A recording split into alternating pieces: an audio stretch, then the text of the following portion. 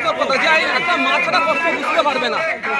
তার 75 একটা মেয়ে টিউশন করে বাড়ি ফিরছিল, এই সাহস পাচ্ছে কোথায়? যাদের মনের মধ্যে তাদের বিরুদ্ধে ব্যবস্থা না নিলে আরো বাড়বে। আমরা এটাকে বন্ধ করার জন্য আজকে রাস্তায় নেমেছি। আজকে মহিষবাড়ি বাজারে আমরা এই যে এক স্কুল পড়ুয়ার সাথে যে হয়েছে, অন্যায় হয়েছে, যে অত্যাচার হয়েছে, যৌন নির্যাতন করে খুন হয়েছে, যে বা যারা দোষী তাদের সর্বোচ্চ শাস্তি এবং পুলিশি গাফলতি আছে, সেই পুলিশগুলোর বিরুদ্ধে বিভাগীয় কি তদন্ত হচ্ছে, তাদেরকে সাসপেন্ড করা হচ্ছে কি ক্লোজ করা হয়েছে, সেটাও আজকে জবাব দিচ্ছ না রাস্তায় আমরা নেমেছি।